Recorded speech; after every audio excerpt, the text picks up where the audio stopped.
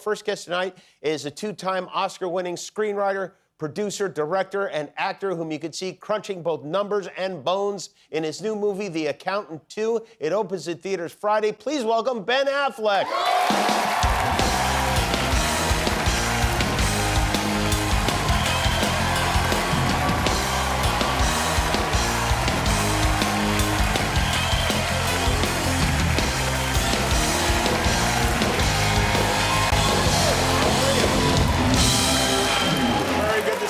Good to see you, too. How you been? I'm good. You seem, you have that look on your face that you sometimes have when I see you, where you're like, what is he going to do? Is he going to do something? No, I'm not do anything. Carrying any of the human beings. Oh, you mean you? No. Yeah. No. This is your own inner, this is you projecting. I'm projecting I have this no on suspicions whatsoever. Yeah, okay, all right. Yeah, because there's nothing I'm going to do. Okay, it's not going to be like when I came to your house for Christmas, and I walk in the door, and then Jay Leno walks right in after me, and we're both uncomfortably making small talk with you, and you go, oh, yeah, you guys have something with each other, right? And then I had to believe stay it or in there. not, I didn't, follow the nuance of your, gossip, No, you history. just dropped a grenade right on us and I left was the room. this is painful and awkward. What's weird? Is something weird here? Have you guys been insulting each other publicly for decades? Oh, well, Merry Christmas. Yeah. That's Both pretty of you much left pretty quick. That's almost exactly how it went. Yes. Well, first of all, you had the premiere for The Accountant 2 right across the street from our theater. I was not invited to that. Well, because God knows who you're feuding with. You know what I mean? Yeah. I can't, Speaking of who I'm feuding with. Exactly. Did Matt go to the premiere? He didn't. Oh, what a friend. What a good friend that is. What a great friend. Well, he was working. How long did you work on this movie? Well, quite a few months. A long time, right? You put a lot into it. I did. Yeah. Yeah, Did he see it? Has he seen it?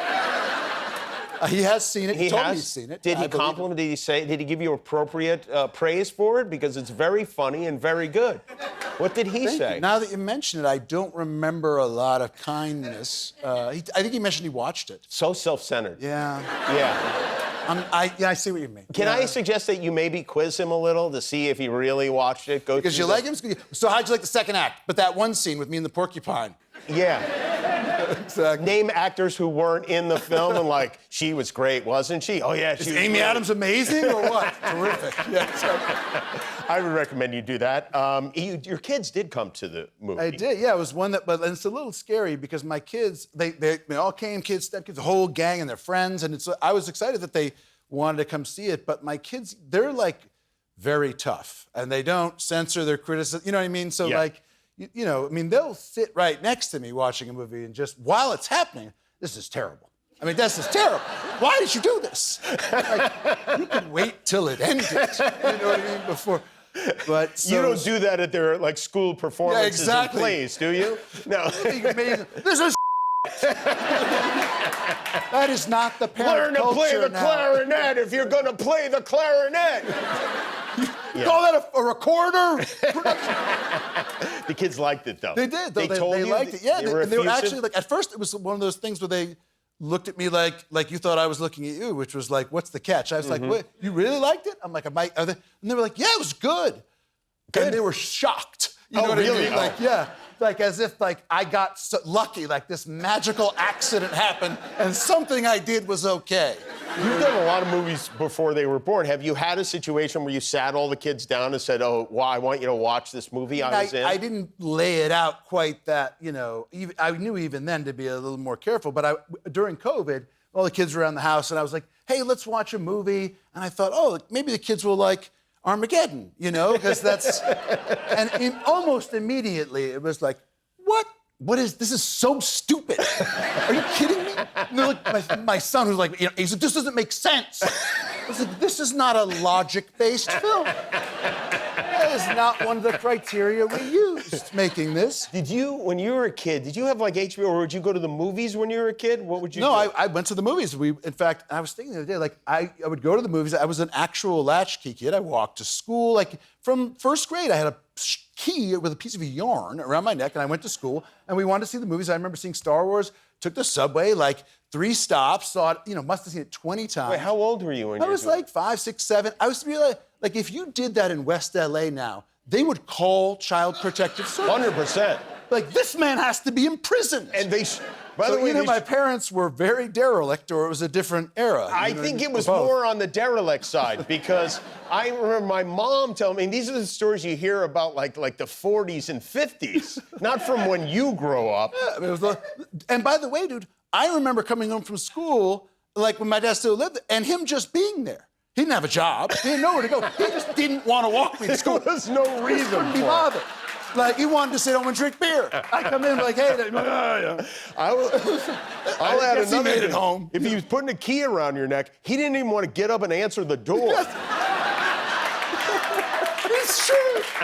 And by the way, I thought that was fine. I was like, yeah, you know what I mean? That's how it goes. Like, I thought nothing of it. You know, I guess I'm like stepping over people on the side. Like, it wasn't, you know, it was a little bit of a different standard. What movies do you remember going to as a kid on those subway, those buses? Well, Star Wars was the first time that I was like, you know, I couldn't believe it. I was like, this is a real space movie. That movie made sense. Yeah. And you know, I remember going to a showing of Back to the Future and being on the subway coming home and making the conscious decision, like, that is the best movie ever made. Really? Like, absolutely. And then a year later, I think Christopher Lloyd was doing a play like in Boston, and I saw him. He played Doc, you know, in Back to the Future. He was, you know, the mad scientist friend of Marty Everyone McFly. knows that. Yeah, everyone knows. Listen, the other day I was on a show and I made a George Steinbrenner reference and everyone looked at me blankly, and the oldest guy in the room, it was like 90, turned to someone and was like, he used to own the Yankees. Right. So I'm now explaining from like 2010. You know what I mean? We get it. We understand. But I ran into the guy. I saw saw him on the street. I'd never seen a celebrity or an actor before in my life. I was probably 11 or 12. And I realized later, like, I followed him for 10 blocks. I literally stalked the man. You know what I mean? And because I was so, like, Sure. You know, stunned. It's Doc Brown. Yeah. If you could remake Back to the Future, would you go back in time and see to it that you never met Matt Damon? That he disappeared? Like I'd from hold the a picture of him and his here he'd get be erased, gone. and also not sleep with my mom, which is that too much? That's the premise of that movie if you saw it. You know, Kevin Costner was here and he was talking about what movie was it? Field of Dreams. Field of Dreams, yeah. You and Matt were like Matt extras. We used to, because we were, you know, serious actors from a very young age, and so we got to know the local casting person in Boston who would cast, like when a movie came to town, like Field of Dreams. You know, they needed extras, and so we would go do extra work because we, you know, wanted to be actors, and we did like a Carl Malden PBS thing and like we were extras in the PBS movie where Kevin Bacon met his wife, Keira Sedgwick, believe it or not. In real life? Oh, Yeah. wow, how about that? And we were in Field of Dreams, and Kevin is being kind, because saying he remembers us because A, we were not memorable. We were like just annoying, you know what I mean? And there were a lot of people there. It's sweet of him to say that, but I'm pretty sure he remembers like the actors with lines. But you remember meeting him. I remember it, and it was like seeing, you know, God. Him and James Earl Jones. And it was like a real Darth movie. Vader, did you follow him? Yeah, for 10 exactly, dude. I was like, call me Luke. You know what I mean? Pull me back. Say you're my father. And we went, and it was like 2 days in Fenway Park, and we got to be in Fenway Park while it wasn't a base. Everything about it felt so big time. And I remember we were like really kind of, you know, we thought we knew that, you know, actors were kind of fraudulent, and Costner took batting practice, and we were like ready for him to be, you know, see, he can't really hit. Yeah. And I will say something, he banged like a bunch of balls off the Green Monster, hit a ball out of the park. It was so impressive that like 20 years later, I was looking through this article of an interview of Matt's, and then I see him in this interview say, yeah, I took batting practice at Fenway Park, and I hit the ball off the Green Monster. It was like, Matt, are you remembering yourself as Kevin Costner? That sounds right. That tracks. Do you remember the first movie that you and Matt were extras in? Well, we would go to the movies all the time and try to see ourselves. But I remember the first one that we got to do something together, which was our debut, was a movie I think it was called The Good Mother. I think it was Liam Neeson and Diane Keaton. And the thing that really impressed me was that Spock was the director. Which, Leonard Nimoy. Yeah, and at the time it was a Spock. He owned the Yankees. Nimoy. Yeah, back then, yeah. You should have. We actually tracked that moment down, and this is no joke here. Here's the dynamic duo from Boston, their movie debut. Okay, that's you guys right there. And that was that. That was it. These guys are going somewhere. We'll be right back. See it right there. I take time out of my busy day to answer your silly ass questions, and you got the balls to accuse me of money laundering?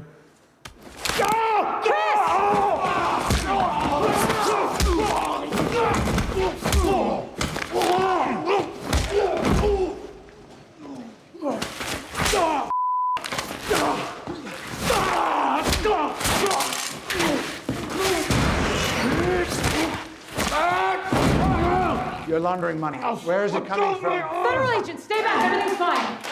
Everything's fine. That is The Accountant 2 starring Ben Affleck.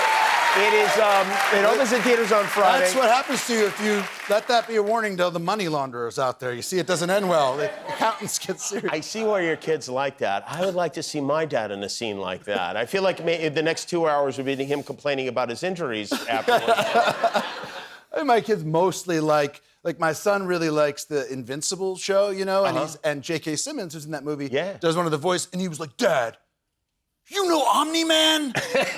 Like, I know it's J.K., and he always looks at like, how? How do you know someone cool? Like, it's not, the universe isn't fair, you know?